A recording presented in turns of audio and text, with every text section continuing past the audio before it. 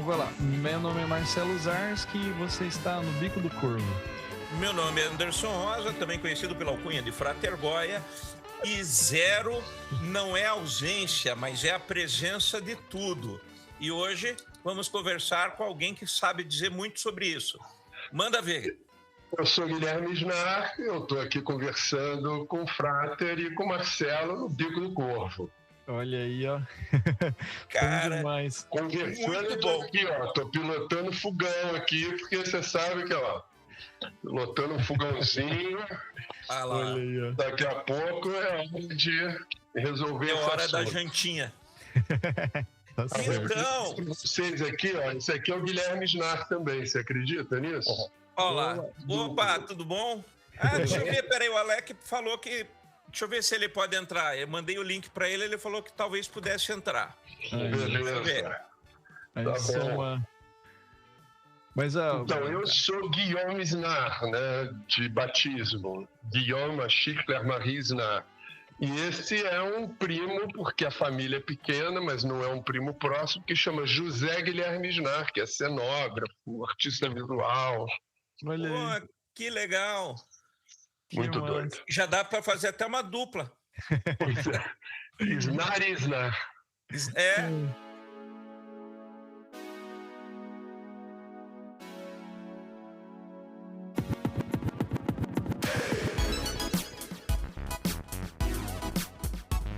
cara, e ó, antes de mais nada, deixa eu falar uma coisa, Guilherme. Eu tava falando pro Marcelo, eu acompanho teu trabalho desde o início dos anos 80 e para mim é uma honra estar falando contigo, porque você me deu a chance de ter muitas namoradas fazendo cover das tuas músicas, né? Então, assim... Você não é um único, e isso muito me envaidece. Não, mas assim, eu acho que é muito importante a gente falar isso, porque você ter a oportunidade de falar com alguém que você admira o trabalho, não é todo dia. A gente já conversou aqui com o Clemente, né? Conversou com o Alec, conversou com várias pessoas que são ali do período e que, queira ou não, ajudam e ajudaram a formar, por exemplo, a minha visão de mundo. Hoje eu tô indo pro 56, né? Então, Quer trocar? assim... Oi? Quer trocar? Pois é. E assim, é essencial a gente fazer esse resgate histórico, né? De quem são essas pessoas. A gente né? gravou com a Sandra Coutinho também, né? Das Mercenários. A Sandra Tive com a Coutinho. Sandra na quinta-feira, né? Na Olha aí. fantástica festa pro Clemente. Fazia anos que eu não a via. Nossa, E ele foi muito recuperou legal. bem do acidente que ele teve aí? Recuperou, do graças coração? a Deus. Estava no palco. Foi mais de 5 horas de show. O cara ficou lá o tempo inteiro. Tocou com umas 2, 3 bandas diferentes. Tá? Graças a Deus tá zerado. Mas foi um susto grande. O Patrick deve ter te contado, né? Contou? Não, eu tava lá, porque eu fui para fazer uma gravação no Fucking My Brain com a Marina. Eu Sei. cheguei na sexta-feira e acho que o evento que deu o BO foi na quinta ou na quarta. Foi na Dessa mesma quinta-feira. semana, foi na quinta. Então, no dia anterior ao chegar. Quando eu cheguei, o Patrick já falou: Goya, você está sabendo do Clemente? Eu falei, não. Aí ele começou a desenrolar a história. Eu vou te falar o seguinte, o Clemente deu muita sorte do contratante ser o Patrick, né? Porque é um cara consciente, um cara que assumiu a responsabilidade ali das providências e também deu muita sorte que a equipe lá de cardiologia da Santa Casa também foi maravilhosa, porque esse acidente vascular na aorta normalmente é 95%, 96% de chance de morte, né? Porque o coração bomba 10 vezes, joga o sangue todo na cavidade. Tchau, tchau. E o cara tá aí no palco fazendo show. Então, eu fiquei muito impressionado com o Patrick, não só por conta da atitude dele com relação ao acidente do Clemente, mas por conta do festival, da maneira como ele encarou fazer o festival, da coragem em desbravar aí um território novo, né? Eu pago um pau, assim, achei ele um cara fera. Não, e realmente isso até é legal para a gente até começar a conversa por aí, porque o que você vê no geral de agentes é o cara meio te agencia ali e larga, né? E que o Clemente correu um risco de estar acontecendo com ele com um acidente vascular aí. Eu não sei se outro empresário do ramo, posso estar falando mal, não, posso estar errado, redondamente enganado, mas o que eu acho que aconteceria normalmente seria o contratante lavar as mãos, né? Eu não tenho nada a ver com isso, o cara passou mal, o que eu posso fazer, né? E o Patrick não só segurou a onda de todo o processo, como ainda recebeu lá a família do Clemente durante o período todo de internação. É um cara espetacular. O que ele me chamar para fazer, eu tô dentro. Não, é uma grande verdade. Fica aqui a menção honrosa ao Patrick, que realmente... E assim, eu te digo como quem estava do outro lado, porque você viu esse lado dele com o Clemente. E eu vi a preocupação olha que dele. estava sujando a cena aqui, meu pano de prato de chefe. e eu vi a preocupação dele fora do evento, né? Que aí você vê que é uma preocupação legítima, que não foi uma coisa assim, tipo, cara, eu estou fazendo porque está no contrato. Não, ele está fazendo porque ele é humano. Né? Uma preocupação com o artista lá, que estava lá para fazer o espetáculo dele, né? Enfim. Eu vou te falar o seguinte, por exemplo, fecharam os aeroportos, né? Metade da plebe rude não pôde embarcar em Brasília, né?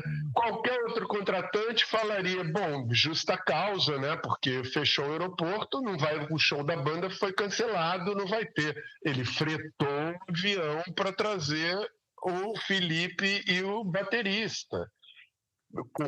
Ou seja, ele mostrou não só compromisso com o artista, no caso do Clemente, como com o público também.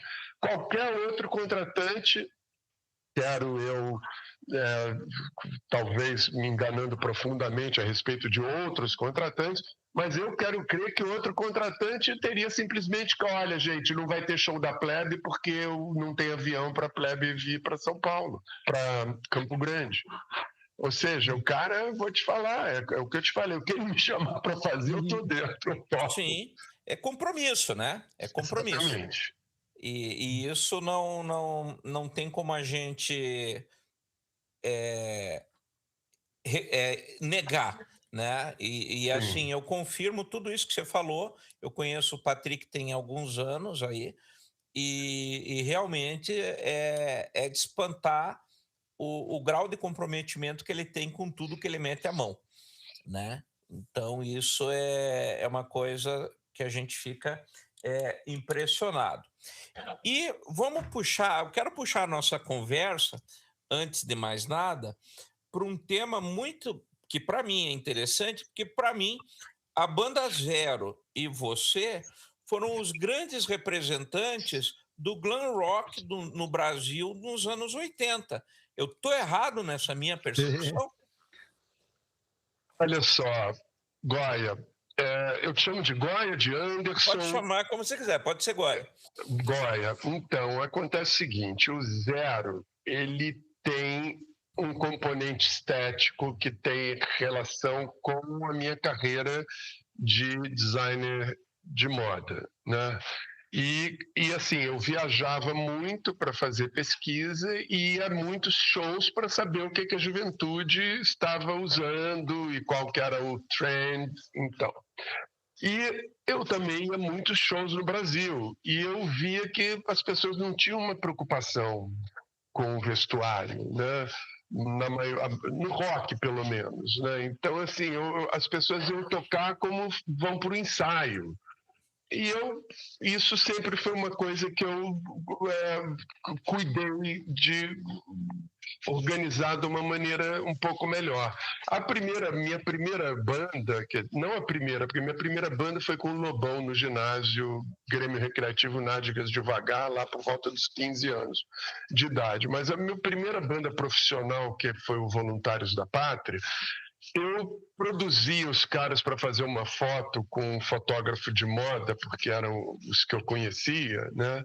Os caras olhavam no espelho e falavam assim, pô, tô parecendo um homoafetivo, para usar a linguagem atual, mas eles usavam o que se usava naquela época, né? Eu falava assim, pô, o cara botou a minha roupa e tá dizendo que parece homossexual. Então o cara está me chamando de homossexual porque eu me visto como homossexual. Agora, o louco é que, né, o Zero é muito querido, seguido e admirado por duas tribos que são, em princípio, antagônicas, que são os góticos, os darks e os neo-romantics, os neorromânticos. Uhum. E assim, eu não acho que eu me encaixo muito nenhuma. Para mim, a música talvez fale com esses dois universos, mas eu acho que o meio desse caminho aí é o glam rock, porque é a preocupação com o visual, né? De estar ali, pô, bonito, bem vestido, o que eu acho que é, na verdade, também respeito com o público, né? Transformar aquele evento num espetáculo mesmo. Você sabe que eu estava comentando com a Samantha, que cuida dos meus cursos aí em São Paulo, e aí eu estava justamente hoje falando isso para ela, que quando eu vou tocar, eu sigo a norma do B.B. King. Você tem que se vestir como quem vai pedir um empréstimo. Então você tem que ir becado, você tem que ir bonitinho, porque queira ou não, é respeito ao seu público, é o seu trabalho, é como você vai ser lembrado, né? Mas principalmente, assim, aquilo é uma ocasião. Você se veste para uma ocasião, né? E uma ocasião como um show, que é um evento, né? Que é uma coisa que as pessoas vão ficar ali horas entretidas com o que está acontecendo, precisa levar uma fotografia mental. Hoje em dia leva mais no celular do que na mente, mas precisa levar esse momento como um momento memorável e não como lá fui assistir o ensaio dos caras, entendeu? Eu vou aproveitar essa deixa, Guilherme. Eu preciso sair também, que eu vou jantar. Eu vou deixar o Goya terminar, mas grande prazer, cara. Prazer. Agora me fala, você faz o programa com o Goya sempre, é isso? A gente se conheceu porque eu fui professor dele, olha aí, ó. Eu sou professor de guitarra, eu sou músico também. Então você é músico. Sim, ele veio me procurar para aula de guitarra, a gente acabou ficando amigo e, tipo, bolando. E tem banda para eu seguir lá? Sim. Eu tenho um trabalho de música solo, né? Meu, instrumental, né? Marcelo Zarski mesmo, você vai achar. Zarski, é igual tá escrito aqui, Marcelo Zarski. Eu vou procurar você. Não, para mim só tá aparecendo Marcelo, mas depois eu vejo direitinho com o Goya e te sigo lá. Sim, eu vou procurar você também. Me siga e aí eu te sigo. Exatamente. Eu tava falando com o Goya antes, né? A banda Zero eu não conhecia. A banda Metrô, que a gente gravou semana passada com o Alec lá, eu não lembrava do nome, mas eu botei para ouvir e falei, nossa, eu já tinha ouvido isso aqui, já conhecia, né? Mas o Zero eu não conhecia realmente. Salvei já, tem um EP de vocês, acho que tem a capa meio cor-de-rosa, com uma... Sim. Nossa! Olha o Alec entrando aí. Sensacional. Aí eu já ouvi. Oi, Alec. Tudo bem? Beleza. Opa! Eu vou deixar vocês então, gente. Prazerzão. Caiu? Tá bom? Não, da sua imagem caiu. Valeu, Marcelo. Boa noite, querido. Um abraço. Até mais, gente. Abraço grande. Até. Tchau. Até. Então, vamos continuar. Tá, e aí, Guilherme, me conta o seguinte.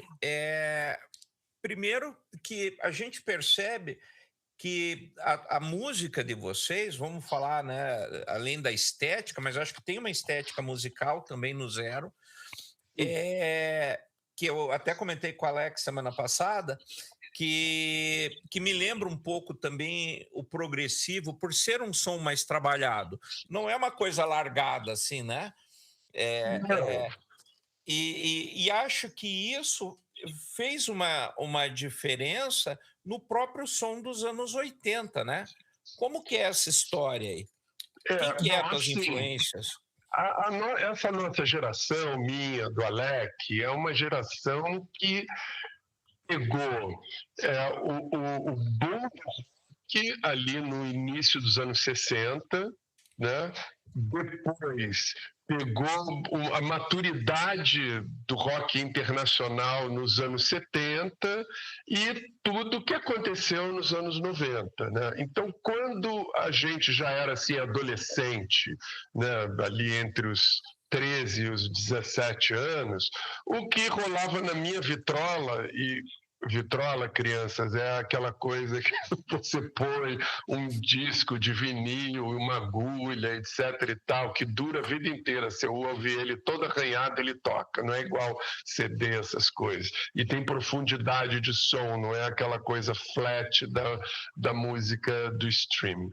Mas voltando, né, era progressivo, porque era aquele momento de Yes, Emerson Lake and Palmer, Jethro Tull, Focus, enfim, era o Gênesis, era uma profusão de bandas com uma excelência instrumental que foi o que forjou o nosso inconsciente coletivo musical, né?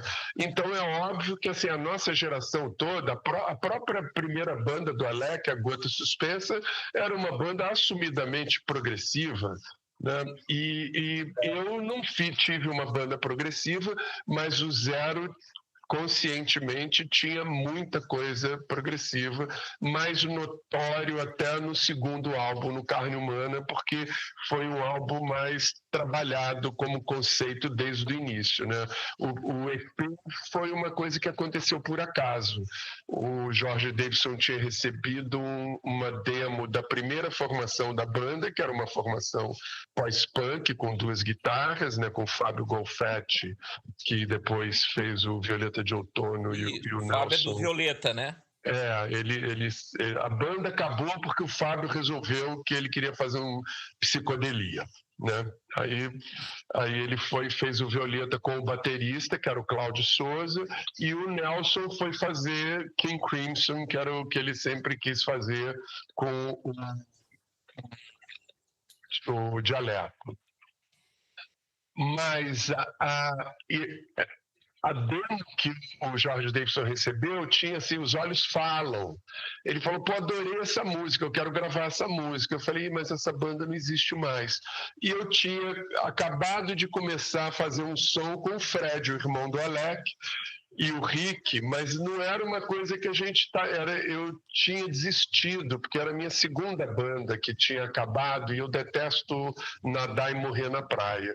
E quando a segunda banda acabou, que o Fábio falou que ia sair da banda, eu falei, quer saber, esse negócio do rock and roll não é profissional, as pessoas não têm uma visão de médio e longo prazo, todo mundo quer um resultado meio imediato, eu não estou para ficar perdendo tempo com isso. Era um estilista que tinha uma carreira e tal, e aí quando o Eduardo me chamou para ir fazer um som, eu falei, mas é para diversão? Ele falou, vamos nos divertir. Aí eu falei, então eu topo. E só que aí o cara, quando ligou, eu falei, olha, eu estou fazendo aqui som com uma galera, mas a gente não está pensando em carreira e nada disso.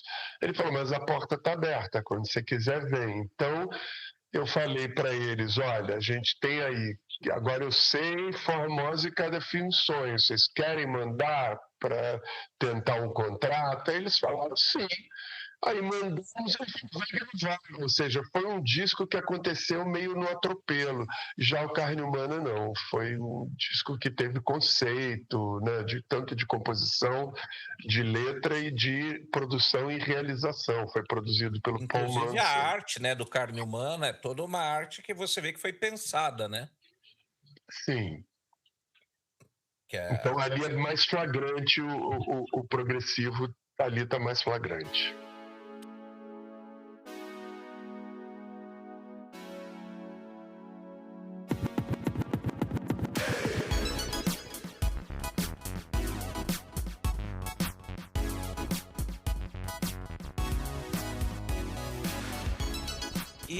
E aí me diz uma coisa, eu vou aproveitar que a gente está falando aí desse primeiro trabalho, do EP, e daí esse EP, você fez uma parceria ali com o Paulo Ricardo, que na época também estava no auge. Não fiz parceria com o Paulo Ricardo. Não existe parceria nenhuma. O Paulo Ricardo pediu para cantar comigo essa música, né? Eu aceitei. O Paulo Ricardo foi trazido inclusive pelo Fred no ensaio e falou: nossa, que música linda, quando você for gravar me chama. E eu chamei. Do Fred e do Guilherme dessa música, não é do Paulo. A questão é que ele canta, o pessoal pensa, né? Pois é, e aí eu me lembro que teve um tempinho atrás, acho que na época aí da pandemia, que rolou um estresse com tudo isso, não teve? Que ele parece que usou a música sem copyright. Uma situação em que ele regravou a música e começou a divulgar. Desculpa onde eu estava. O que aconteceu foi assim: ele regravou a música com um DJ chamado Bill Wolf, e aí ele começou a fazer ele cantou a música no Rock in Rio e começou a divulgar a música em todos os programas de TV e na imprensa como um novo single do Paulo Ricardo. E eu fiquei feliz, eu falei, até comentei com o Fred, eu falei, olha, o Paulo regravou, agora eu sei, que legal e tal. E até aí tudo bem, mas eu fiquei esperando chegar o pedido de autorização da editora, porque você, para gravar uma composição que não é sua, você precisa pedir à editora autorização para gravar aquela música. E não veio pedido nenhum de autorização. Aí um belo dia eu vejo ele no Altas Horas dizendo que ele estava lançando o novo single da música que ele fez com o Zero. Aí eu falei, minha chapa, você não fez música nenhuma comigo, entendeu? Você cantou, fez backing vocal, porque não é nem um dueto, ele faz backing vocal na música, uma segunda voz, ele faz a repetição do verso, e pronto, né? Estou esperando aqui chegar o pedido de autorização. Ele, em vez de me ligar para resolver o assunto de uma maneira natural entre amigos, como éramos, né? Ele preferiu me desmentir, dizer que ele não tinha gravado música nenhuma, que ele só estava cantando ela ao vivo e que ele não precisava de autorização para cantar a música ao vivo, o que é verdade, e ele continua cantando ela ao vivo nos shows até hoje. Eu só espero que ele faça a lista bonita para o ECAD, para eu receber direitinho, eu e o Fred recebermos. Mas aí passou, dali um mês, chegou o pedido de autorização.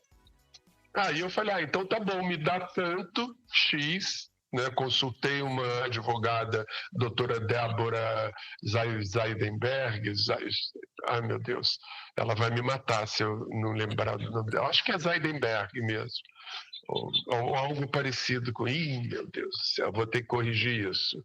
Me corrija na legenda, porque ela é uma querida que aí me instruiu, falou, olha, normalmente quando é uma coisa assim, você pode pedir até tanto e faz uma negociação, mas aí não houve negociação, ele não quis pagar para poder lançar a música e a música não foi lançada.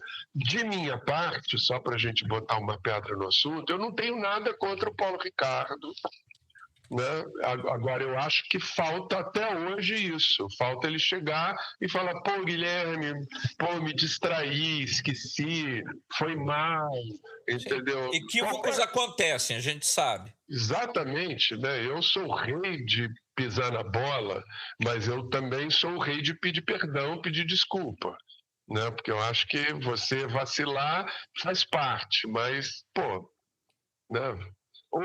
Ele pediu, Deus e o mundo me ligou em vez dele. Até o Juba da Blitz. Pô, Guilherme, caramba. Eu falei, só fala para ele me ligar, não tem problema nenhum.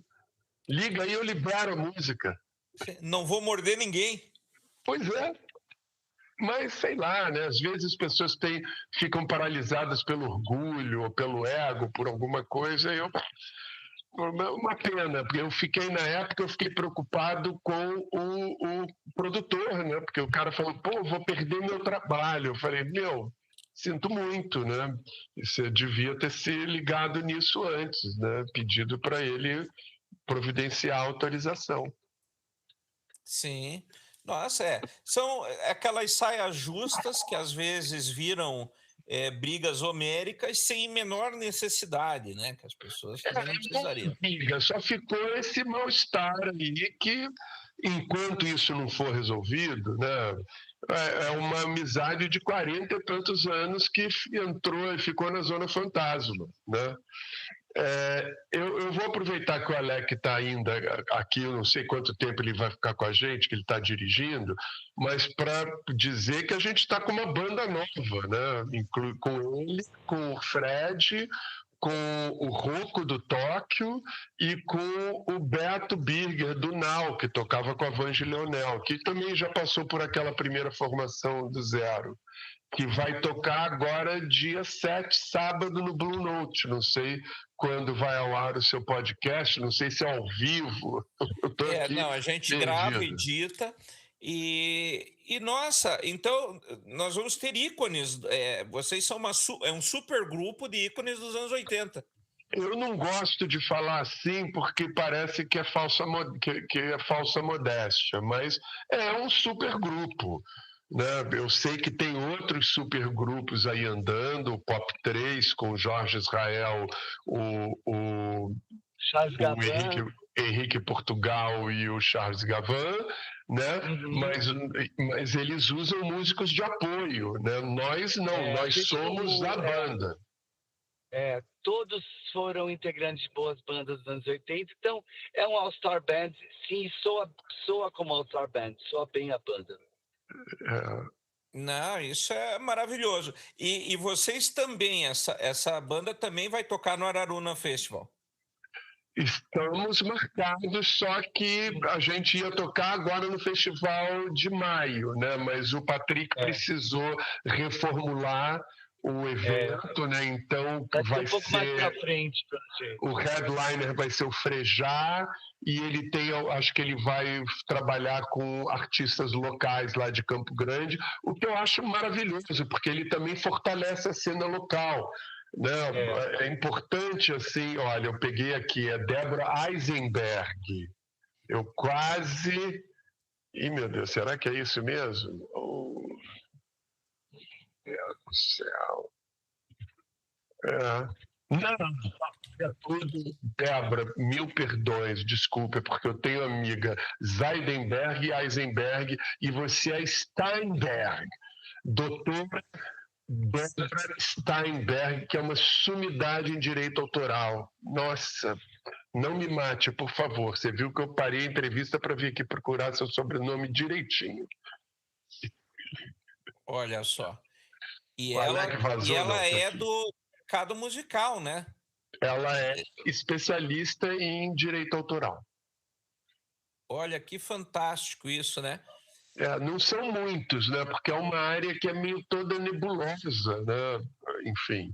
Não, no Brasil são pouquíssimos que têm essa especialidade. Pois é. E ela é doutora. Quando eu falo para ela, te chamo de doutora, porque ela é super da turma, assim.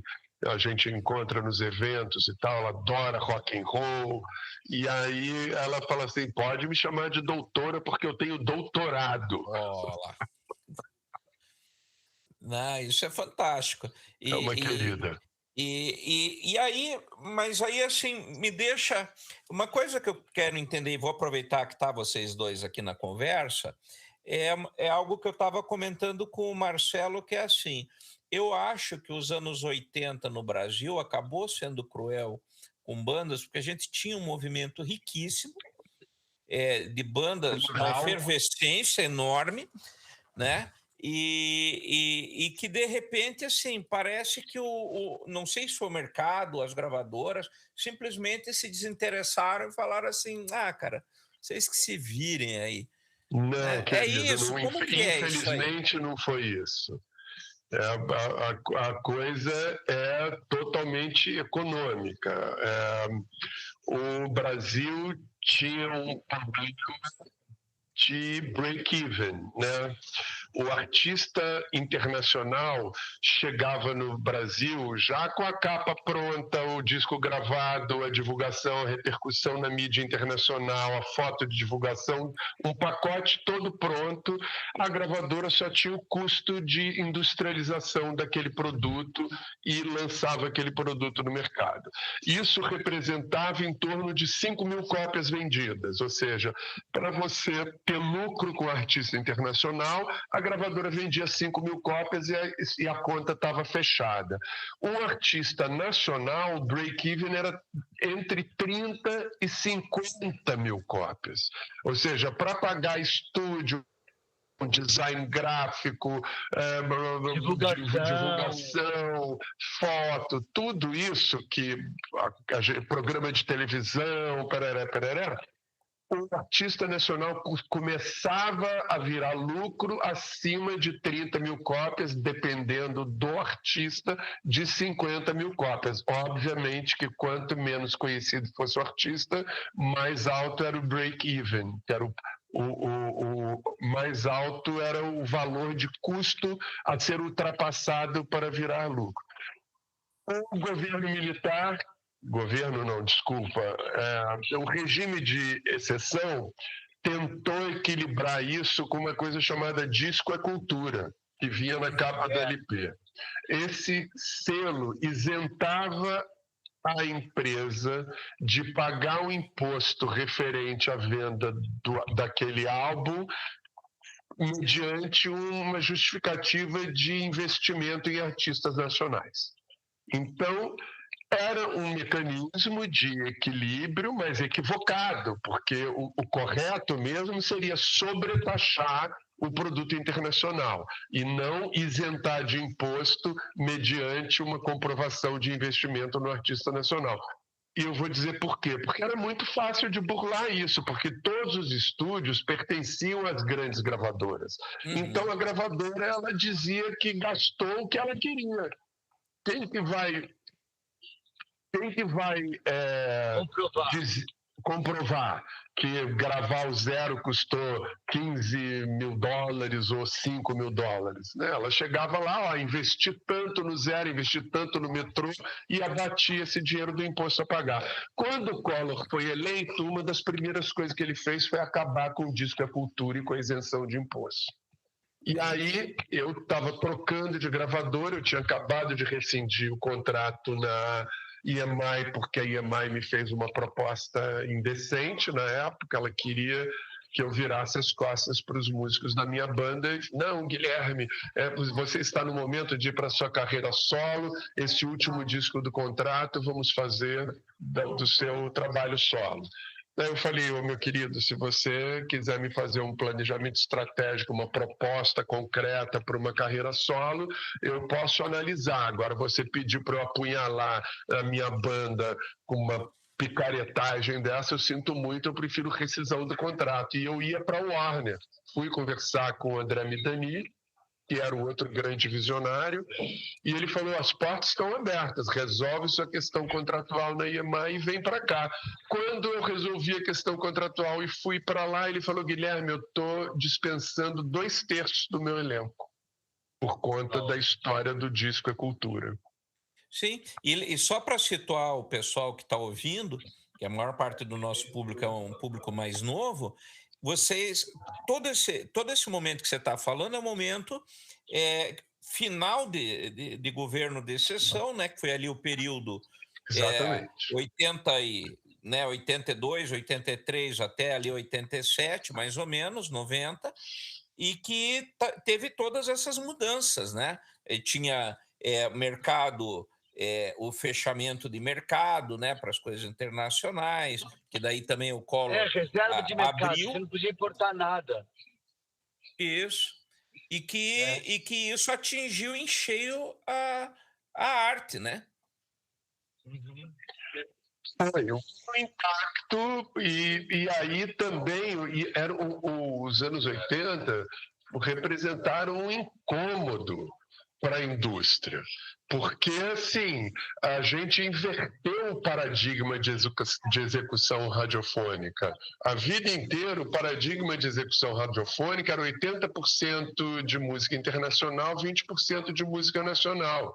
Nos anos 80, a gente inverteu, passou a ser 80% de música nacional, 20% de música internacional.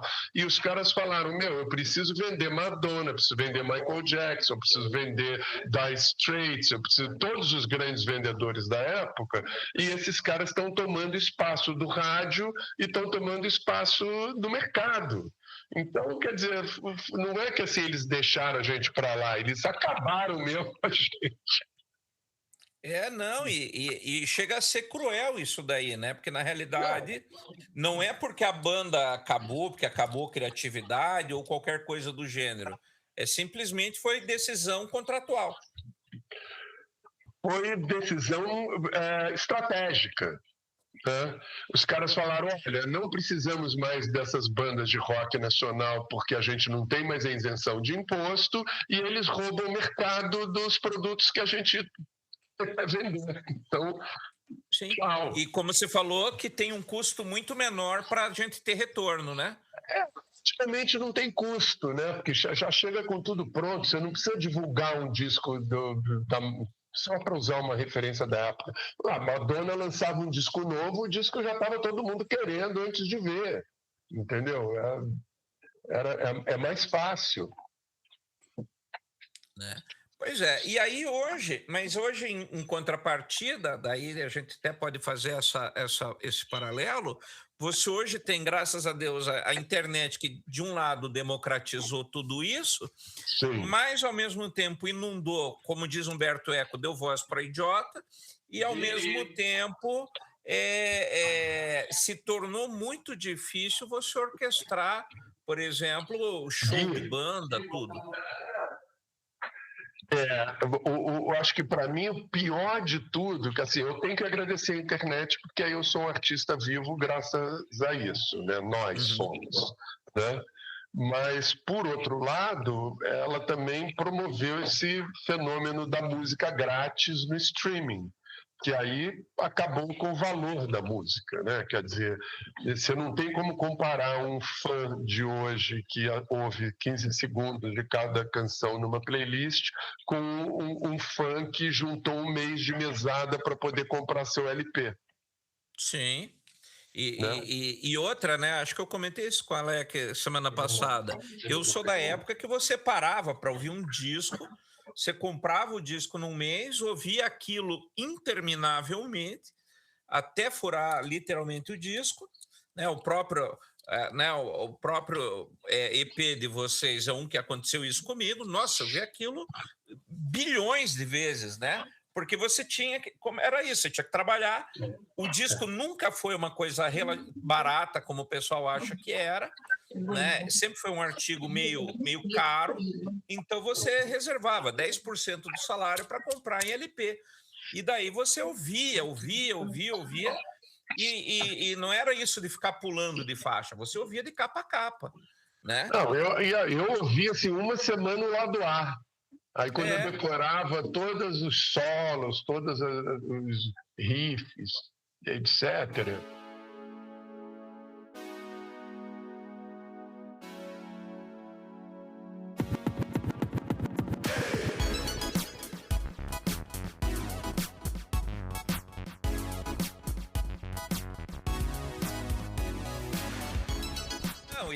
E assim, né? Voltando aqui para a conversa enquanto você prepara o seu prato, é muito interessante porque eu lembro, por exemplo, quando eu escutei a primeira vez, inclusive é culpa de um amigo meu, a primeira vez que ele botou Pink Floyd para eu ouvir, e no mesmo dia ele me bota Led Zeppelin também. Então, assim, a minha cabeça explodiu aos 13 anos porque um amigo falou assim, cara, ouve isso aqui. né? E eu lembro onde eu estava na servidos, casa. Olha, que delícia. Eu tô quase indo aí. Segura um pouquinho que eu pego um avião e já chego aí, né? E assim, a gente tem essa coisa com o vinil, que é uma experiência que a geração atual não tem. Não. E que acho que isso tem a intimidade com a arte também, com a música, né? Isso cria um espaço entre o ouvinte e o artista que hoje não tem. Não sei qual que é a visão de vocês. E porque também o vinil, eu vou deixar o Alex falar um pouco enquanto eu mastigo, mas é porque também o vinil não era só o som, né? Era a experiência. Tinha o encarte, tinha a letra, né? Mas o Alex fala um pouco agora, conta dessa diferença toda. E é assim, eu acho que tudo isso, assim, ele é muito interessante. Por exemplo, eu estava comentando, antes da pandemia, antes de fazer o lockdown, foi justamente agora essa época do ano. Eu fui para Curitiba para ver um show do Martin Barry, o guitarrista do Jethro Tull, e justamente minha esposa perguntou, mas você quer ver o Ian Anderson, que ia tocar em junho, ou o Martin Barry? Eu falei, cara, eu toco guitarra, eu quero ouvir o cara que fez aqueles riffs, né?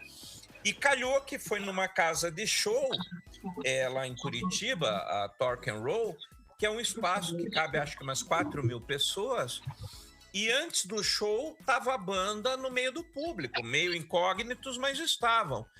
Aí eu encontrei o baixista, que era o baixista que tocava com o Pentagle, que é outra banda maravilhosa dos anos 70. Quando ele falou para mim, eu sou baixista do Pentagle. Eu falei, como é que é, cara? Talvez seja a única pessoa nessa sala que sabe quem é essa banda, sou eu, né? Porque não é tão divulgado. Conheci o filho do Rick Wakeman, né, o Adam Wakeman. Olha que incrível. Conversei com eles e conversei com o próprio Martin Barry e ainda ganhei o disco autografado com feliz aniversário de todos eles. E que foto com todos eles. Eu falei, cara, assim, essas possibilidades, eu acho que o fã hoje que só ouve no celular... as pessoas não têm ideia da dimensão que isso para quem curte música, né? As pessoas hoje passam por música. A pessoa não tem mais a trilha sonora, que nem eu comecei abrindo te agradecendo, porque eu fazia cover de músicas do zero, né? Então, assim, eu tenho uma história com a banda. A banda não sabe... Isso não existe mais. Mas eu tenho uma história, e hoje as pessoas não têm isso. Não, isso não existe mais porque a música deixou de ser uma experiência de apreciação artística para ser uma coisa de fundo. Então, a música hoje é uma trilha sonora de fundo aleatória, inclusive os streamings se aproveitam disso para lotar as playlists mais populares de trilha, para enxertar um monte de música feita por inteligência artificial para diminuir a paga dos autores humanos, né? É um momento muito difícil, mudou essa experiência da música. Por enquanto a gente ainda tem a coisa da música ao vivo, né? Que é uma experiência maravilhosa. Porque é a grande experiência que sobrou, né? A audição era uma experiência maravilhosa. Eu lembro, assim, o Lobão era o cara da minha turma no colégio que tinha grana para pagar disco importado que uma aeromoça trazia para ele. Então eu lembro do frisson quando chegava um novo Grand Funk, entendeu? Pô, hoje chegou o novo Grand Funk, vamos lá em casa ouvir. Aí então, a grande diferença é assim, chegou o Grand Funk, assim, você esperava 2 anos para a banda lançar, 3 anos, e ficava esperando. Quando chegava, você ficava anos ouvindo aquele LP, porque... para começar, não tinha essa proliferação tão grande. O funil era realmente bem mais severo naquela época, né? Então, assim, quantos discos bons eram lançados por ano? 12? 20? Pode ser. Mas era isso. Pelo menos por estilo, né? Sim. Né? Cada um no seu estilo. Hoje não. Hoje, com esse lançamento absurdo de faixas por dia, como é que você vai filtrar tudo isso? Tem muita coisa boa, mas também E fora que você tinha ainda bandas que viviam de singles lá com os compactos, né? Que lançava o equivalente a um disco por ano, mas todo mês tinha uma musiquinha lá, né? Ou a cada 2 meses ele tinha um compacto com 2 músicas e estava lá vendendo, né? Sim. E o Brasil, por exemplo, nem essa lição ele aprendeu, né? Porque no Brasil eles estouravam uma música e lançavam o LP. E aí todas as outras músicas que iam ser trabalhadas já eram músicas velhas, porque o LP já saiu. Não existia esse conceito de lançar um single, outro single, e aí então including the hits, blá, blá, blá. A gente anda atrás do mundo, né, nessa época e continua andando em várias outras coisas hoje em dia, né? E outra, né? Aproveitando largar o veneno nosso de cada dia, que a gente estava falando aí desse período do regime de exceção, o que eram os discos, por exemplo, que nem o da Blitz, o primeiro, com a faixa tudo riscada à mão, que as pessoas hoje dizem que nunca houve ditadura, nunca houve exceção, nunca houve censura. Pô, velho, você tem o físico disso, que eram discos... As pessoas não, né? Um determinado grupo alinhado fatia, com esse pensamento do espectro político, que diz que nada disso aconteceu. Mas a gente sabe que sim. Eu tenho até hoje letras com carimbo de censurado. Até hoje eu guardo, né? 3 Mistérios, censurado. A gente tinha que apresentar as letras para o censor antes de gravar. Então isso só é ficção para os que transformam a história, né? Do jeito para pessoas que têm interesse em apagamento histórico, né? Exatamente.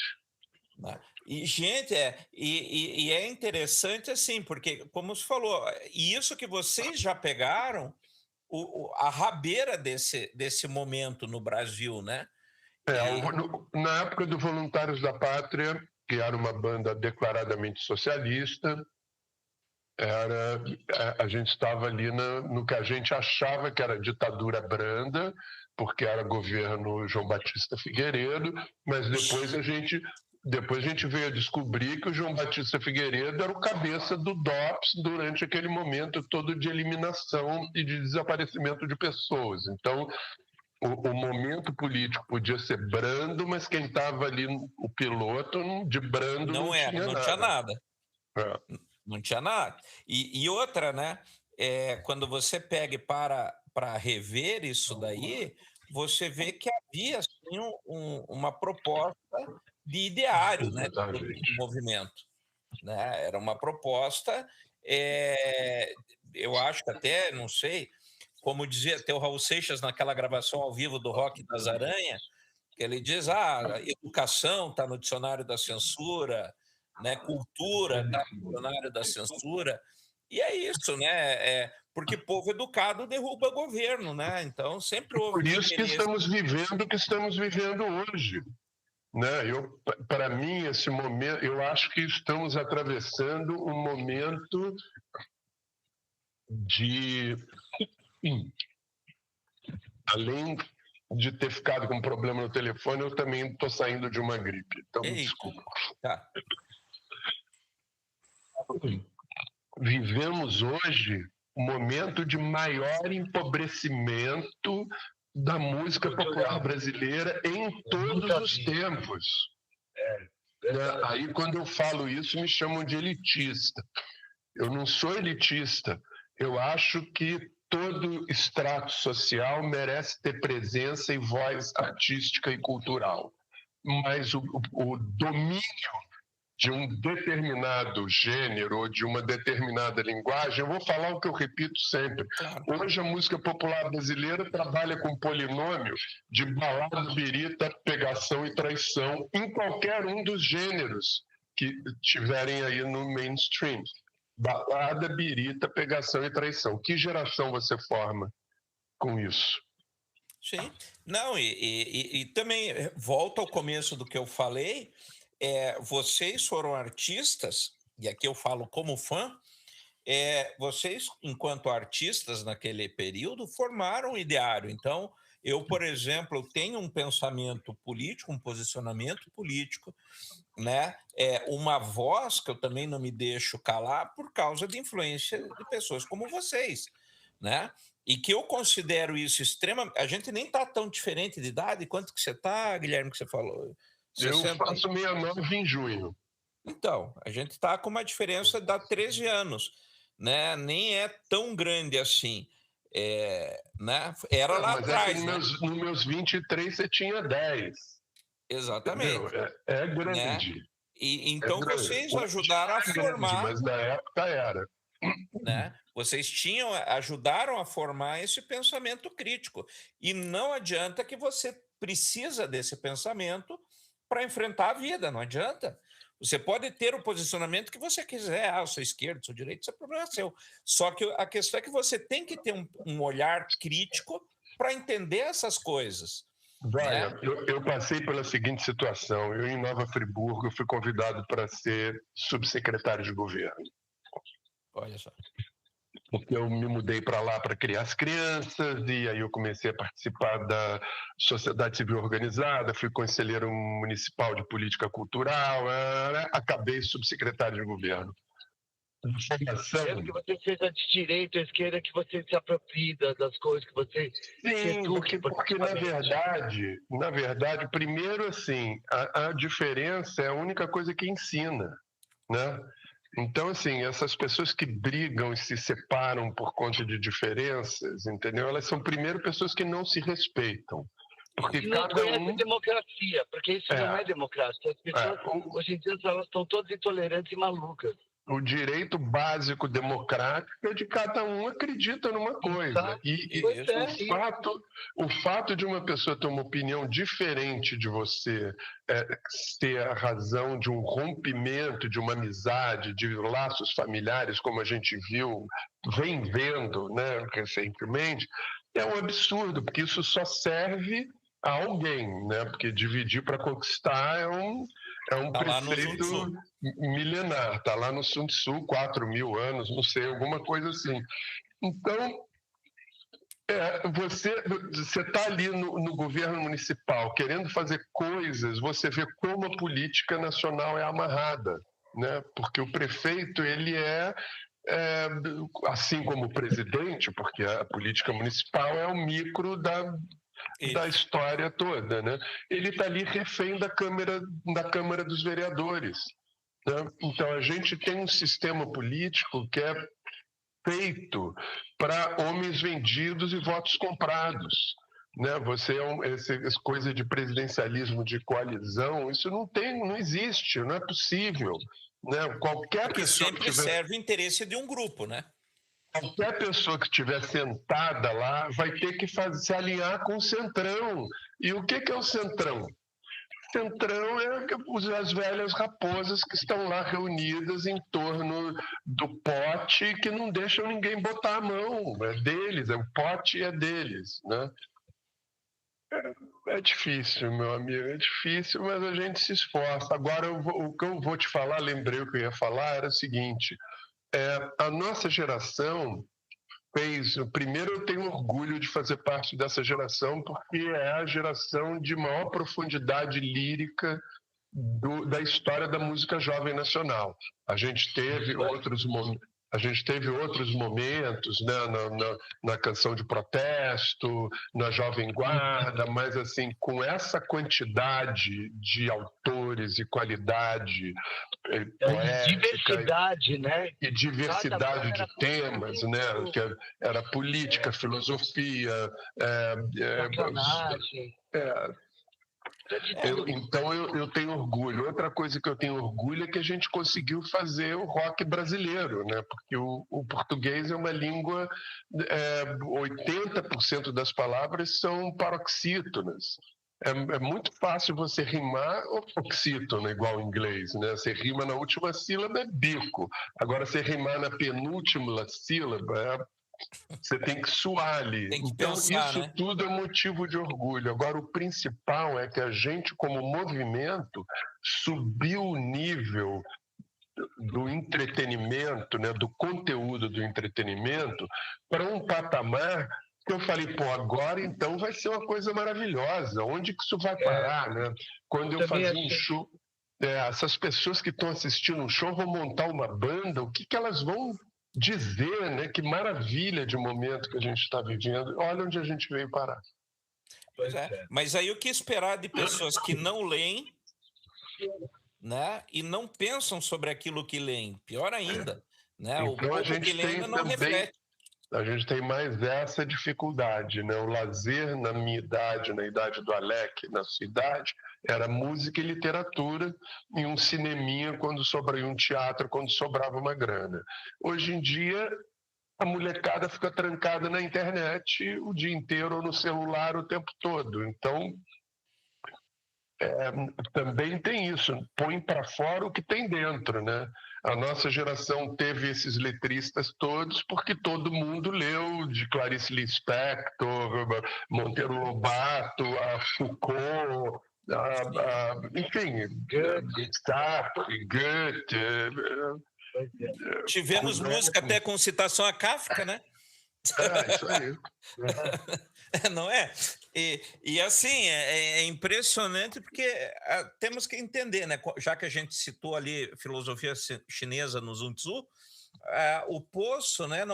Você não tira água de um poço vazio. Então, hoje você tem pessoas que vivem de fragmentos. Então, como tal, não tem, ela vai refletir essa realidade, né? E isso é gravíssimo num terreno que a gente está falando. Para mim isso é um projeto eu vou chamar de governo, mas não é do governo, né? É um projeto de quem manda na porra toda, de anulação de uma geração. Sim. Porque as duas predecessoras interferiram politicamente de uma maneira que parece que incomodou. Então os caras falaram, opa, vamos acalmar essa garotada aí, né?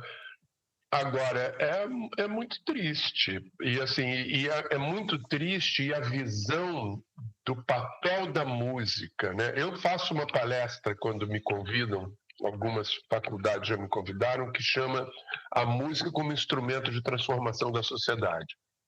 Fabuloso. Platão já dizia, cuidado com a música que o governo dá ao povo. Porque é uma arte sublime, é a única que não exige uma ação do observador. A música, ela vai até você. Você não tem que ir numa galeria, você não tem que ir no museu. Ela te atravessa. Ela te atravessa. E quando a música tem um conteúdo edificante, eu não estou aqui diminuindo o papel da música entretenimento, porque eu também gosto de me divertir, dançar, olelê, olalá. Né? Eu faço o show da Festa Ploc, né? Eu canto quimeras, mas os meus colegas cantam Hilari Hilarie, Lindo Balão Azul, que eu acho o maior barato, porque eu acho que a música cumpre esse papel do divertimento também. Mas eu estou voltado para a composição edificante. Eu tenho como missão de vida para fazer jus a esse dom que eu considero divino, de canalizar essas coisas. Eu considero a minha missão de transformar a vida das pessoas com a minha música. Sim. E não dá. Eu digo que a música das artes é que talvez represente melhor a espiritualidade, justamente por essa qualidade que ela tem, que ela não pede licença, né? A música Exatamente. passa por você, e mesmo que você não ouça, mesmo que você não escute, né, que você seja surdo, o seu corpo entra em vibração com aquela frequência. Então não tem como você ficar inerte. É uma coisa muito especial agora, né? Porque nós somos 70% água, né? E a gente sabe hoje, por exemplo, que a gente cozinha com forno de micro-ondas, e o que as micro-ondas fazem?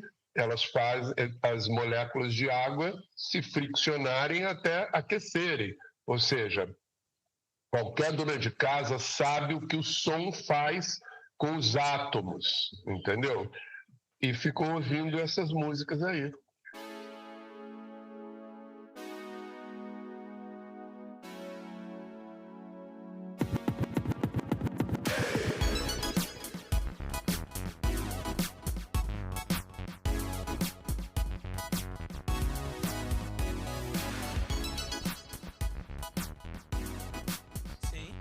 E aí, até que você citou aí essa coisa de canalizar, eu estava conversando, já que estamos o Patrick no começo, vamos citar agora também. Eu estava conversando com ele e ele falou de um trabalho teu com o samba, e que parece que tem algo de canalização aí também. Você Sim, quer falar um pouco disso? eu falo com muito orgulho, porque primeiro por ter sido escolhido, né, por esse compositor que desencarnou para psicofonar, né, algumas composições, e depois porque isso me colocou num lugar que eu jamais imaginei na minha vida, que era de ser parceiro do maestro Rio do Hora, que é seguramente o maior produtor, arranjador de samba do mundo, né? Porque é um cara que tem assim 7 Grammys, é um cara que fez a carreira da Beth Carvalho, fez a carreira, talvez não seja a maneira certa de me expressar, mas um cara que contribuiu com o talento dele para o sucesso de carreiras como Zeca Pagodinho, Beth Carvalho, do Nobre, Martinho da Vila, né? Todo mundo tem a mão do Rio do Hora, tá espalhada por aí nesse universo do samba. E o fato de eu ter esses sambas com o Luiz Antônio, né, que foram o que me aproximou do Rildo, né, porque eu depois, 20 anos depois da morte do Luiz Antônio, eu falei, oh meu Deus, eu tô aqui há 20 anos com esses sambas, porque eles não são pagode, né, são sambas canção na tradição da raiz mesmo, né, Cartola, Lupicínio, Batatinha, né? São tanto melódica quanto liricamente, né? São poesias, não vou dizer parnasianas, mas não são sambas de hoje em dia, né? E eu falei, pô, eu tenho há 20 anos esses sambas e eu não botei isso para frente, então eu tinha pensado ali por volta de 2016, né? Em gravá-los e ir para a Europa cantar samba, porque no Brasil tem essa coisa, né? Roqueiro não faz samba, sambista não faz rock, ator não canta, cantor não atua. Mas não foi possível na época, e aí teve uma separação no meio, os planos mudaram. E aí, no meio da pandemia, o Rio do Hora me liga e fala assim: Junara, eu gosto muito das suas letras, você não quer fazer umas canções comigo? Eu tenho umas coisas aqui no baú. E aí a gente começou, já temos para mais de 14 composições juntos, o que não é o que eu faço. Quando ele me chamou, eu falei para ele, porque ele é muito, ele solfeja. Ele manda para mim pá, pipapá, para papá, pipá, papá. E eu falei assim, maestro, e ele é rígido, né? Você olha, eu preciso de mais sílaba, né? Eu preciso de mais compasso aí para poder caber a palavra, a estrofe, o verso. Ele fala, não, porque essa frase melódica é o cerne da composição e tal. Então, para mim, foi um exercício assim muito intenso, né, de composição, mas eu falei para ele, olha, eu só vou fazer isso consigo porque eu não faço música de proveta. Eu só vou aceitar o seu convite porque eu não vou perder a oportunidade de fazer parte da sua biografia. Que fantástico isso. Né? Não, e aí tem isso que você está falando, né? É um músico, você, né? Um músico conhecido pela faceta rock, indo parar no samba, né? Pois é. Eu não sei o que vai acontecer com isso, né? O Patrick me disse que tinha a intenção de fazer um filme dessa história, porque é uma história muito interessante, mas desde logo depois, né? Porque ele, no fim do ano ele saiu de férias e tudo, e aí voltou, ele deve ter passado por algum momento de iluminação lá com os povos da floresta. Desde então a gente não tem se falado, mas eu espero que ele leve para frente esse projeto, porque eu gostaria de ver essa história contada. Não, e acho que é essencial, até por outro motivo que eu acho, que é trazer o samba, queira ou não, ele é um artigo genuinamente nacional, né, do Brasil. E assim, eu acho que falta elementos dessa história serem contadas no Brasil. Você sabe que eu sou lá de Curitiba, eu vim morar em Campo Mourão em 2012, que eu tive um problema muito sério de coração, daí chegou uma altura eu falei assim, não, vou procurar qualidade de vida. E vim para uma cidade com 90 mil habitantes. E daí, assim, nessa coisa toda de procurar qualidade de vida e tal, eu acabei conhecendo muita gente maluca, né? E durante os anos 90 eu fiz restauração de discos de vinil para CD. Então o cara já tinha comprado o disco, ele ia lá e dizia, eu quero gravar em CD para melhorar, tirar um pouco do chiado, aquela coisa toda, e para eu não gastar o disco que eu quero guardar. Então eu gravei coisas para Ed Mota, para o próprio Hermeto Pascoal, ele ficou comigo, um dia me deixou quase louco lá, ele me fez gravar 7 vezes um troço, e eu conheci um cara que era o Valtel Branco. Valtel Branco, que por sinal era preto, ele era um músico, arranjador, violonista, e foi ele que fez o arranjo da Pantera Cor-de-Rosa. Eu conheço a história. Como que é o nome? Pro Henry Mancini. E o Henry Mancini só reconheceu o Valtel em 96, né? E o Valtel eu conheci muito, ele era lá de Curitiba, e a minha esposa trabalhava com a sobrinha dele. Então eu conheci, inclusive eu tenho um songbook que tem toda a obra do Valtel reunida, eu fiz os discos dele em CD e tal, e o Valtel, ele tinha muito isso com o samba, dele estar em Curitiba, de repente o Valtel sumia uma semana. Cadê o Valtel? Ele está numa roda de samba no Rio, em São Paulo, tocando com o pessoal, né? E é um cara que ele foi reconhecido quando ele já estava com 90 e tantos anos, que ele mal tinha noção de saber quem ele estava. Ele teve um demência e tal, em que ele mal sabia o nome dele. O pessoal falava o nome dele, ele dava risadinha e cumprimentava, né? Louco, né? Então, assim, é importante a gente falar sobre samba, é importante falar sobre essas pessoas, é importante falar sobre todos esses momentos da música brasileira, e pela genialidade que a gente tem aqui no Brasil, pela riqueza que a gente tem. E porque até porque... Desculpa, continua. Não, pode continua. falar. Né? Até porque o samba está para o rock. Porque a origem é a mesma. São os povos pretos escravizados que no Brasil não tinham acesso a instrumentos europeus, só podiam bater tambor, fizeram samba com a dor deles. Né? Nos Estados Unidos eles tinham acesso a instrumentos europeus, então fizeram o blues com a dor deles. E existe vários paralelos, né? Porque aí o samba vai depois para o chorinho, né?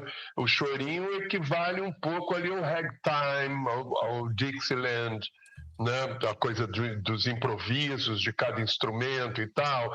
Depois você tem um paralelo do cool jazz e da bossa nova, ou seja, é um movimento que anda junto, né? Que tem origem na música preta e que num determinado momento nos Estados Unidos juntou o rhythm and blues dos pretos das plantações de algodão com os caipiras da montanha, com o hillbilly. E o gospel, né? O R&B, o gospel, aquela coisa um pouco que estava ali nas igrejas, né? Que era a música dos brancos rednecks, né? E aí rolou o rock and roll. Tem gente que diz que a história é essa, tem gente que fala que não, que quem inventou tudo foi o Little Richard e que não teve branco nenhum envolvido nessa história. E outra, né? O blues, e em especial, e o gospel, né? Uma das leituras que eu tenho é que o blues, ele tem inclusive a fama de ser um maldito, porque ele era daquela turma que não se dobrou, né? Aqueles caras que disseram assim, você vai me bater, você vai me enforcar, mas eu não perco a minha essência. E o gospel vem do cara que diz assim, cara, quem sabe se eu aceitar o cristianismo do chefe e tal, eu paro de apanhar, ou pelo menos apanho menos, né? E que daí vai aparecer a Rosetta Tarp e tal, que daí faz, né, sai da igreja para ir tocar blues, né? Que continua com o pezinho no terreiro. Eu sei assim, esse momento da minha vida é louco, ele aconteceu completamente por acaso, não foi planejado, coisa de Deus mesmo, assim. Eu estava indo embora de São Paulo em 1992, o Zero tinha acabado, o Fred, depois do show da Tina Turner, resolveu sair da banda, né? A gente abriu a turnê Break Every Rule da Tina Turner no Brasil, tocamos no Maracanã lotado e em 2 noites no Pacaembu, em São Paulo. E aí, depois disso, o Fred falou, eu acho que esse foi o grande momento, eu tenho que cuidar da empresa agora. E aí eu perdi meu principal parceiro de composição dentro do Zero. E a gente ainda excursionou até 92 e não fez uma música nova, então eu resolvi acabar a banda e voltar a morar no Rio de Janeiro. O Zé Carlos Costa Neto me convidou para fazer um show no Sesc Pompeia, que era um show de encontros, e eu acabei convidando por um acaso, porque eu vi na televisão naquele dia, no Jô Soares, o Miltinho. E foi depois que eu estudei o repertório do Miltinho e vi que eu conhecia as composições, que eu fui procurar o compositor, eu falei, meu Deus, eu nunca ouvi falar nessa pessoa. Como essa pessoa é tão famosa, tem músicas tão famosas e eu nunca ouvi falar nela. E aí fui à caça dessa pessoa, né? Eu estou falando do Luiz Antônio, que é o compositor de Lata d'Água na Cabeça, de Eu Bebo Sim, Sassaricando, Menina Moça, Mulher de 30, enfim, o cara é um... E eu fui atrás dele, acabei ficando amigo dele lá no Rio de Janeiro e já estava 5 anos sem cantar, eu falei, quer saber? Não é a volta do Zero, não é carreira solo do Guilherme Snar, vou fazer um show de homenagem ao Luiz Antônio. Fiz o show, ele morreu um mês depois. Meu Deus. Mas já estava velhinho. Já estava velhinho. É fabuloso isso. E você pretende lançar isso em CDs? Pretende gravar isso aí? Como é que é? O que você pretende fazer com toda essa experiência aí?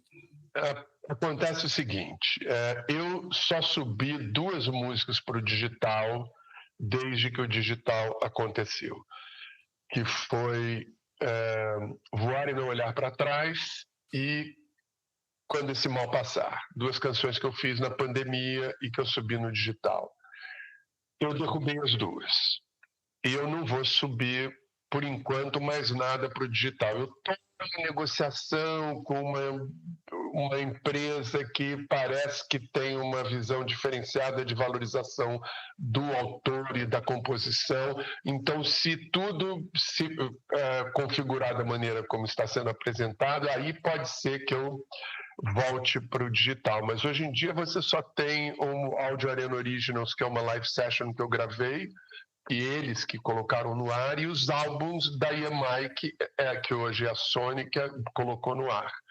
Fora isso, quem quiser ver minhas músicas novas, as nossas, tem que ir no show. Porque no show, pelo menos, eu ganho dinheiro do ingresso.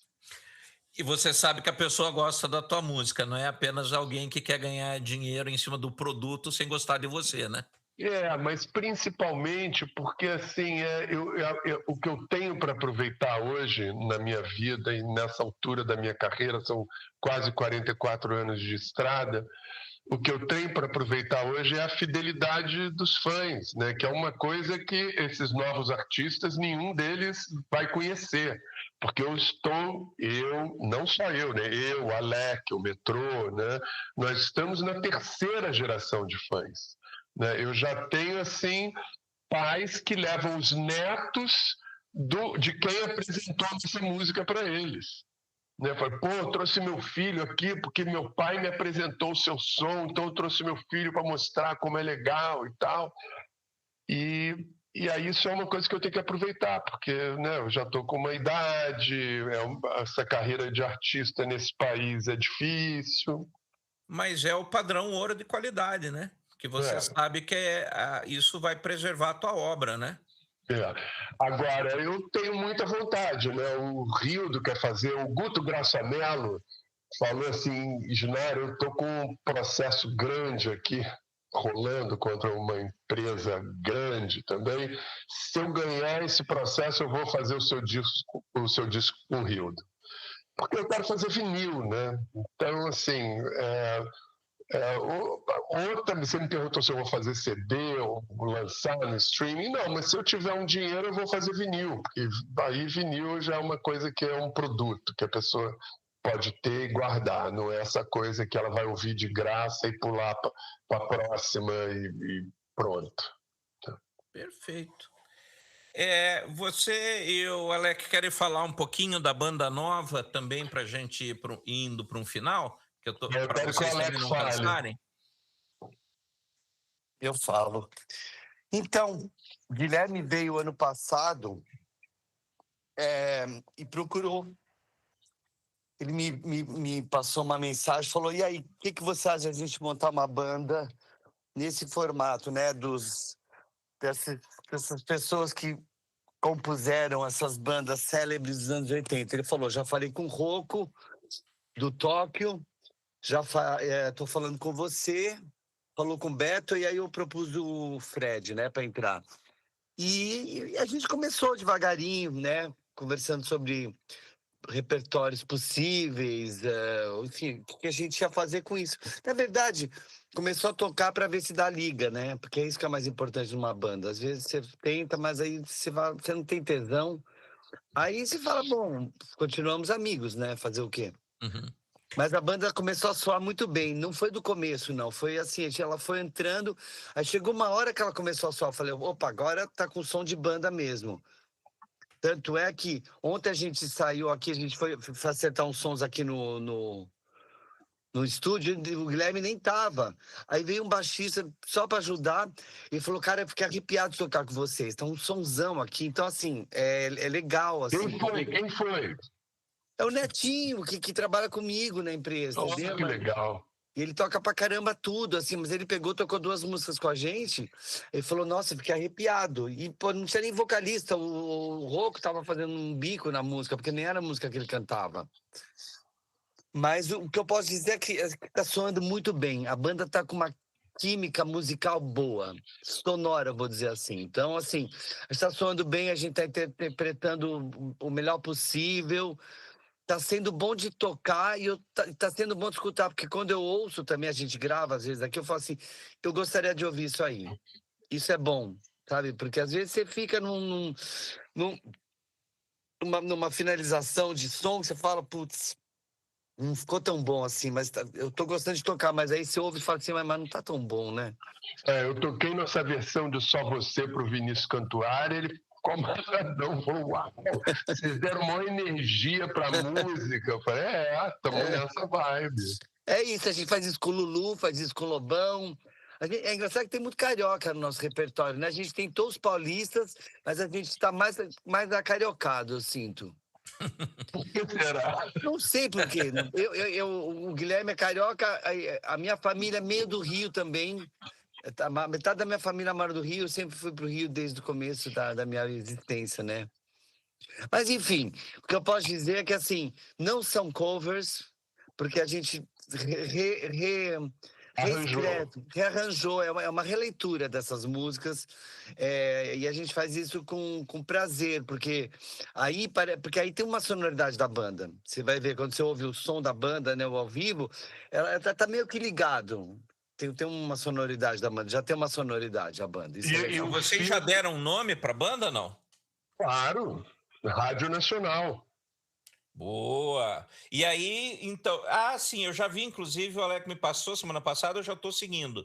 E daí tem o Insta, que também é um dos canais oficiais de divulgação da banda. Sim, é um Insta jovem, né? A gente tem alguns meses só, ele ainda está num processo de crescimento. Se você puder ajudar com isso, é Banda Rádio Nacional, do nosso Insta. Ia ser legal mesmo.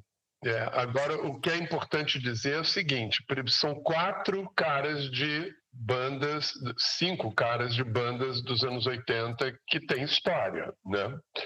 E aí, ou seja, o filtro desse repertório é um filtro severo, né? Porque, eu gosto de tal música, mas essa aí eu não gosto muito não, né? Então, assim, para a gente fechar esse repertório, é um repertório de excelência, assim, porque, mas vai escolher uma música da Rita Lee, vai escolher uma música do Lulu Santos, então, os caras que têm catálogo assim de 40 hits, né? E aí, quando a gente escolhe a música e a gente começa a trabalhar ela, a gente vai trabalhando, cozinhando dias, né? A gente ficou dias trabalhando numa música do Tremendão, que a gente adora, e que levou aí umas 2 semanas de ensaio, porque é uma música que todo mundo já gravou, Marina já gravou, quem mais gravou, meu Deus do céu? Fábio Júnior já gravou, né? Daí Fábio Júnior, não sei. Alec, quem que gravou a música? Hã? A Marina. Não, mas tem mais gente que gravou. Pode ser. Eu não tô lembrado, não. Enfim. Mas aí a gente quer que ela tenha essa cara, e a gente fica ali em cima dela e toca, até que a coisa fica do jeito que a gente gosta, e é o que a gente vai apresentar no sábado agora. Vai ser o nosso segundo show. Por acaso é a mesma que seja eu? É, ela mesma. Mesmo que seja eu. O Ney gravou ela também, né? Quem? O Ney Mato Grosso. Isso. Isso. E a minha ex-namorada disse para mim: meu Deus do céu, eu cantei essa música a minha vida inteira achando que era um homem para chamar Dirceu. Excelente. Gente, olha que conversa. Eu, por mim, convidaria vocês para virem para cá. Aliás, se um dia passarem por Maringá ou aqui por perto de Campo Mourão, por favor, sintam-se convidados a entrar. Campo Mourão não tem nada para fazer, mas tem conversa boa. Né? Maringá, eu gosto muito da cidade de Maringá, acho ela linda. É aqui pertinho, é 50 minutos daqui. Tá. E fica assim convite para vocês virem conversar, falar o que quiser. Se vocês quiserem divulgar projetos novos, inclusive eu conversei isso com o Patrick, eu quero dar espaço para você falar sobre o que você quer, não só sobre o que a gente quer que vocês falem, porque às vezes você vai num programa para entrevista... Né? E às vezes você vai para um programa de entrevista, o cara já tem a cartilhinha, né? E fica naquilo. E aí você termina, você diz, puxa, eu podia ter falado disso, podia ter falado daquilo. E a gente quer mais isso, que você fale sobre você, sobre o trabalho, o que você quiser falar, né? Eu vou aproveitar aqui com a cara de pau que minha característica, eu vou pedir para divulgar também, porque eu não só o samba, não só a Rádio Nacional, não só o Zero, eu, como também gosto de me divertir, fiz uma banda pós-punk. Opa! Então chama Snar, e é Snar Banda no Instagram. Já tem também algumas canções lá. Quem quiser conhecer, tiver curiosidade, é um som mais pesado e divertido, com sonoridade e conteúdo que remete àqueles bons tempos. Goya, quando você quiser bater outro papo, história para contar, a gente tem. Chama a gente aí, a gente faz isso. Dia 21, o Alec vai tocar comigo no lugar do Marcos Klein com o Zero. O Alec ele já substituiu o Edu Amarante em alguns momentos, né? É verdade. E como a gente já toca algumas canções do Zero também na Rádio Nacional, o Marquinhos tem show com o Traje a Rigor no dia 21 de março, que vai ser o nosso show no Madame, aqui em São Paulo. E a gente precisa ir para Curitiba. Então, se você tiver algum canal em Curitiba que você puder linkar a gente, com todas essas bandas estão loucas para ir tocar em Curitiba. Eu já tô agilizando isso. Tem um rapaz que faz produção de eventos aqui, Ótimo. que ele está em Curitiba, e eu já estou colocando ele para correr atrás disso. Maravilha. Maravilha. Muito obrigado. Tá. Eu que agradeço demais a conversa, gente. Como eu falei, é um Jantamos prazer. juntos hoje, né? Jantamos juntos. Gente, obrigado por tudo. Beijo Tá pra legal, um vocês. abraço. Valeu, Desculpa Anderson. aí, Valeu, tá? Qualquer Guilherme. coisa. Que é isso. Valeu, Alex. Foi Até maravilhoso. mais. Boa noite, até Até amanhã. mais. Tchau, tchau. Tchau.